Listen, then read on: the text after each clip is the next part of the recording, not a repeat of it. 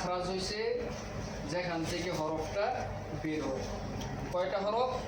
29টা হরফ। 29টা হরফ যে যে জায়গা থেকে আসে সেগুলো কি বলে? মাখরাজ বলে। কথা বুঝছো? তোমাদের বাড়ি আছে না সবার? আছে কিনা? একজনের বাড়ি তার একজনের কি আমরা যাই? প্রত্যেকটা হরফের বাড়ি আছে। প্রত্যেকটা হরফের কি আছে? প্রত্যেকটা হরফ প্রত্যেকটা বাড়ি থেকে উচ্চারণ করতে হবে। কথা বলছো নেই? যদি আমরা প্রত্যেকটা হরফকে তার জায়গা থেকে অর্থাৎ তার বাড়ি থেকে যদি উচ্চারণটা করি সঠিক উচ্চারণ হবে। যদি ওইখান থেকে না করে অন্য জায়গা থেকে আসে তাহলে কিন্তু উচ্চারণ সঠিক হবে না। হবে? সামনে বলে তোমরা বলবা। তোমার নাম কি? সাজিদুল ইসলাম। তোমার নাম? হ্যাঁ, কাবারুল ইসলাম। এখন তোমাকে যদি আমি কাবারুল ইসলামকে যদি সাজিদুল ইসলাম বলি এটা ভুল হবে না? ঠিক তদ্রুপ যদি আমরা হামজাকে আইন বলি, আইনকে হামজা বলি, তো ভুলটা কিন্তু হয়ে যাবে। কথা বুঝছো? কিন্তু উচ্চারণটা কিন্তু কাছাকাছি। আবার হচ্ছে হা এবং হা, হা এবং হা, একটা হচ্ছে বড় হা আর একটা হচ্ছে কি হা? এখন দুইটাকে যদি আমরা এক বলে ফেলি, হা বলে ফেলি, তখন কিন্তু এটাও কি হয়ে যাবে? ভুল হয়ে যাবে। তুমি দুইজনের জায়গায় কিন্তু দুইখানে, অর্থাৎ দুইজনের দুইটা বাড়ি। আমার বাড়ি যদি এই ঘরটা হয়, আরেকজনের বাড়ি ওই ঘরটা। কথা বুঝতেছো? কিন্তু একজনের বাড়িতে আরেকজনকে যাওয়া যাবে? অনুমতি ছাড়া যাওয়া যাবে না। এখন অনুমতি দিলে না যাইবে। এখন অনুমতি দিলে তো তোমার নিজের বাড়ি না, আরেকজনের বাড়ি। তো ঠিক মাখরাজকে তার জায়গা থেকে আনতে হবে, হরফটা তার জায়গা থেকে আনতে হবে। যদি আমরা ওই জায়গা থেকে না নিই তাহলে হরফটা চেঞ্জ হয়ে যাবে।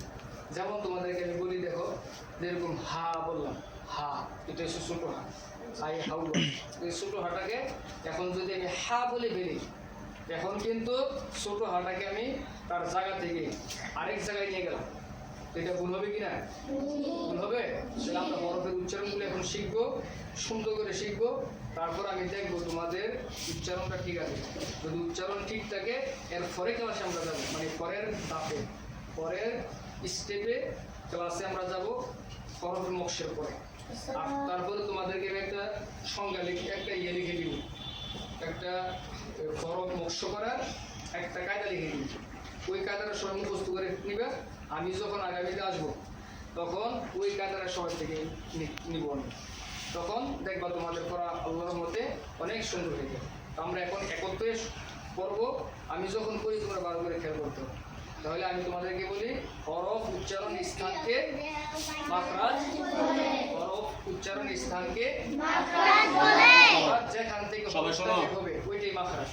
আমাদেরকে ভালো করে ওই জায়গাটা খেয়াল রাখতে হবে, কোনটা কোন জায়গা থেকে আসে। যেমন শুরু করি, হ্যাঁ, খেয়াল করো আমি কি বলি, আলিস আলিস। মুখ টুক কোনো পাকা হবে না। সবাই পড়বা। কিভাবে বলি? আলিস আলিস আলিস। বা আলিস কয় নাম্বার মাখরাজ জানো নেই? জানো? কে বলতে পারবা? মাখরাজ আলিফ, আলিফের মাখরাজ কয় নম্বর? হামজা হা 16 নম্বর মাখরাজ। এর এক বলছে, কথা বুঝছো? একটা পুরস্কার দিবেন। 16 নম্বর কেন জানো নেই?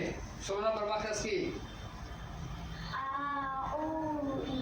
16 নম্বর মাখরাজ, 16 নম্বর মাখরাজে মুখের খালি জায়গা হইতে মদের হরফ করা যায়। তো মদের হরফ কয়টি?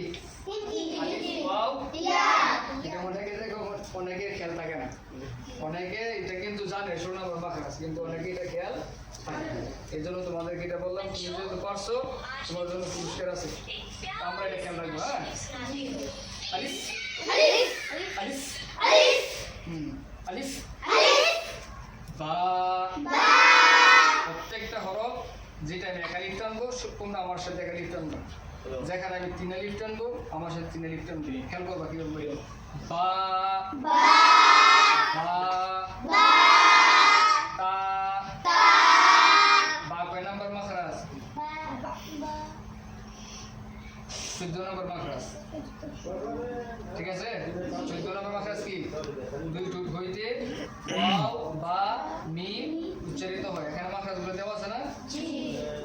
আচ্ছা, 14 নম্বর মাখরাজ দেখবা না 14 নম্বর না, এটা হচ্ছে 15 নম্বর মাখরাজ। 14 নম্বর মাখরাজ হচ্ছে ফা, 15 নম্বর মাখরাজ হচ্ছে দুই ঠোঁট হইতে ওয়াও বা মিম উচ্চারিত হয়। তো বা উচ্চারণ করতে হলে আমাদেরকে দুই ঠোঁট থেকে আনতে হবে। হ্যাঁ, তোমরা যে বুঝতেছ আমি সে বলতেছি, এখানে কিন্তু ব্যাখ্যা বেশি হবে না, তোমাদের বোঝার জন্য যে বলা দরকার সে বলি কথা বলছো। এর বেশি গেলে আবার দেখা যায় তোমরা বুঝবে না। বা টানটাও খেয়াল রাখবা, টান বেশি হবে একালিফটানি পরিমাণ। বা আমাদের এখানে দেখো আছে, দেখো বার পরে কি আছে, আলিফ আছে কিনা, বার পর আলিফ আছে না, এই দেখো এমনি মূলত হরফটা হচ্ছে কি বা। হ্যাঁ, এটা যদি বা হয় তাহলে এটা হরফটাকে যখন আমরা উচ্চারণ করব তখন আমাদেরকে এইভাবে উচ্চারণ করতে হবে, কি বা আলিফ জবর বা আলিফ। আমরা জানি না যে জবরের বাম পাশে খালি আলিফ, মদর হরফ হইলে তাহলে আমরা অবশ্যই বাকি কিভাবে করবো, এক আলিফ টেনে। ঠিক আছে, আচ্ছা তাহলে আমরা ভালো করে খেয়াল করবো। টান কমও দেওয়া যাবে না, বেশিও দেওয়া যাবে না। আমাদের ভুল কিন্তু হয় এই টানের মধ্যে।